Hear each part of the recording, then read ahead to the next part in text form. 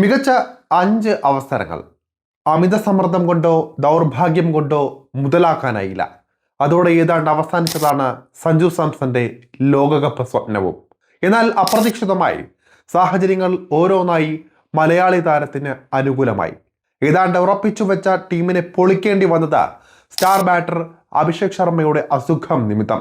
പേരുവെട്ടിയ ആളുകൾ തന്നെ സഞ്ജുവിനെ ഇതാ കൈപിടിച്ചു കയറ്റുന്നു. തനിക്കായി ദൈവം കരുതി വെച്ച അവസരമായി സഞ്ജു ഇതിനെ കാണുന്നുണ്ടാകും. ഇത് അവസാന അവസരമാണ്. തൻ്റെ ഇനിയുള്ള ക്രിക്കറ്റ് കരിയർ എങ്ങനെയാകുമെന്ന് തീരുമാനിക്കുന്ന മത്സരം. ലോകകപ്പിന് ശേഷവും ടീമിൽ തുടരാൻ നമീബിയയുമായുള്ള മത്സരത്തിൽ തിളങ്ങിയേ മതിയാകൂ. ഇനിയെല്ലാം സഞ്ജുവിൻ്റെ കൈകളിലാണ്. വീണ്ടും ഒരു അത്ഭുത ഇന്നിങ്സ് ആ ബാറ്റിൽ നിന്ന് പിറക്കുമോ? കാര്യങ്ങൾ സഞ്ജുവിന് വളരെ അനുകൂലമാണ്. ഈ T20 ലോകകപ്പിൽ ഒരു ടീമിനെയും എഴുതിത്തള്ളാൻ കഴിയില്ല എന്ന് തെളിഞ്ഞിട്ടുള്ളതാണ്.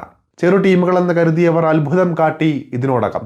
എന്നാൽ ഏറ്റവും ദുർബലമായ എതിരാളികളിലൊന്നാണ് അസോസിയേറ്റ് ടീം കൂടിയായ നമീബിയ എന്നാണ് ക്രിക്കറ്റ് വിദഗ്ധർ വിലയിരുത്തിയിരിക്കുന്നത്. സഞ്ജുവിന് തിളങ്ങാനും പറ്റിയത് ഈ അവസരത്തിലാണെന്നും പറയുന്നുണ്ട്.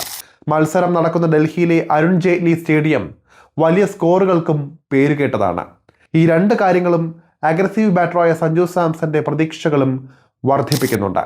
ആദ്യ ഓവറുകളാണ് സഞ്ജുവിന് ഏറ്റവും നിർണായകം. ക്രീസിലെത്തി അധികം വൈകാതെ തിരിച്ചു പോകുന്ന സഞ്ജുവിനെയാണ് അടുത്ത കാലത്ത് നാം കണ്ടിട്ടുള്ളത്.